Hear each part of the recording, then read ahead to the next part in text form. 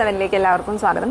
ഇന്ന് നമ്മൾ മാർജാരാസന അല്ലെങ്കിൽ cat and cow pose, tiger breathing എന്നെല്ലാം അറിയപ്പെടുന്ന പ്രാക്ടീസാണ് ചെയ്യാൻ പോകുന്നത്. ഈ രീതിയിൽ കാലുകൾ രണ്ടും മുട്ടുമടക്കി ഉപ്പൂറ്റിയിലിരിക്കുന്ന സ്ഥിതിയിൽ ഇരിക്കാൻ ശ്രമിക്കുക. കാൽമുട്ടുകൾ തമ്മിൽ ഒരു 1 forearm ഡിസ്റ്റൻസ്, ഒരു കൈമുട്ട് അകലത്തിന് അകലം ഉണ്ടായിരിക്കണം. ഒരു കൈമുട്ട് മുൻപിലേക്കും ഒരു കൈപ്പത്തി മുൻപിലോട്ടും എടുക്കുക. 4 കാലിൽ നിൽക്കുന്ന പൊസിഷനിൽ വരിക. ഈ പൊസിഷനിൽ ശ്രദ്ധിക്കാനായിട്ടുള്ളത് റിസ്റ്റിന് നേരെ മുകളിൽ ഷോൾഡറും ഹിപ്പിന് നേരെ താഴെ കാൽമുട്ടും വരുന്ന രീതിയിൽ വേണം ഈ സ്ഥിതിയിൽ നിൽക്കാൻ.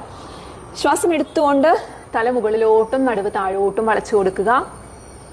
ശ്വാസം വിട്ടുകൊണ്ട് താടി നെഞ്ചിനെടുത്ത് സ്പൈനെ നന്നായിട്ടൊരു റാ പോലെ വളച്ചു കൊടുക്കുക.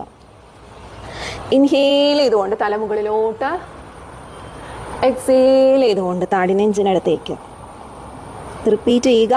ഇൻഹേൽ ചെയ്ത് തല മുകളിലോട്ട്, എക്സേൽ ചെയ്തുകൊണ്ട് താടി നെഞ്ചിനെടുത്ത്. ശ്രദ്ധിക്കേണ്ട കാര്യങ്ങൾ, കൈമുട്ട് മടക്കിയിട്ട് നിങ്ങൾ ഒരിക്കലും തല ഇങ്ങനെ മുന്നോട്ട് കൊണ്ടുവരരുത്. അതുപോലെ തന്നെ ഹിപ്പിന്റെ പൊസിഷൻ ഇങ്ങനെ മുന്നോട്ടോ ബാക്കിലോട്ടോ ആയിട്ട് മാറുന്നില്ല.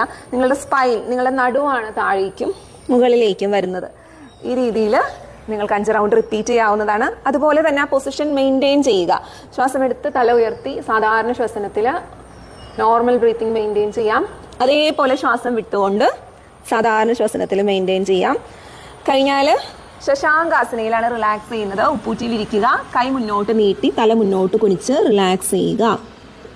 റിലാക്സ് ചെയ്യുമ്പോൾ ഹിപ്പ് ഇങ്ങനെ ഉയർന്നു പോകരുത്. ഹിപ്പ് എന്തോരം നമ്മുടെ ഹീലിനോട് ചേർത്ത് വെക്കാൻ പറ്റുമോ ആ രീതിയിൽ ചേർത്ത് വെക്കുക. ബട്ടക്സ് ഹീലിനടുത്തോട്ട് ചേർത്ത് വെച്ചതിന് ശേഷം തല മുന്നോട്ട്. ഞാൻ ശ്വാസം എടുത്ത് നേരെ വരാം. ക്ലിയർ ആയെന്ന് വിചാരിക്കുന്നു.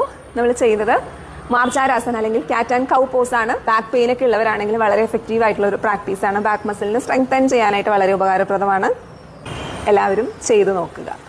കഴിഞ്ഞ ക്ലാസ്സിൽ 8 limbs ഓഫ് യോഗ, അഷ്ടാംഗ യോഗയെ പറ്റി നമ്മൾ പറയുകയുണ്ടായി. അത് ഏതെല്ലാമാണ് എന്ന് ജസ്റ്റ് ഒന്ന് നമുക്ക് നോക്കാം. ഇന്ന് അതിൽ 8 അംഗങ്ങളാണ് വരുന്നത്.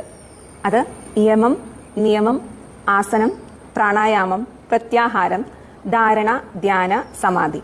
ഇങ്ങനെ 8 limbs ഓഫ് യോഗ അല്ലെങ്കിൽ അംഗങ്ങൾ ഇതാണ്. ഇതിന് ഓരോന്നിനെ പറ്റി അറിയേണ്ടത് വളരെ അത്യാവശ്യമാണ്. കുറെ ആസനങ്ങൾ ചെയ്യുന്നതാണ് യോഗ എന്ന് ചിലവരെങ്കിലും തെറ്റിദ്ധരിച്ചിട്ടുണ്ടായിരിക്കാം. അപ്പം അതെല്ലാം അറിയുക. അഷ്ടാംഗങ്ങൾ, നമ്മളൊരു ക്ലാസ്സിൽ നിന്ന് മറ്റൊരു ക്ലാസ്സിലോട്ട് പോകുമ്പോൾ ഒരു സബ്ജക്റ്റ് മാത്രം പഠിച്ചാൽ പാസ്സാവില്ല എന്ന് പറയുന്ന പോലെ എല്ലാ സബ്ജക്റ്റും പഠിച്ച് നല്ല രീതിയിൽ സ്കോർ ചെയ്താൽ മാത്രമേ അടുത്തൊരു ലെവലിലോട്ട് പോകാൻ പറ്റുള്ളൂ. അതുപോലെ എന്ന് വേണമെങ്കിൽ നമുക്ക് പറയാം.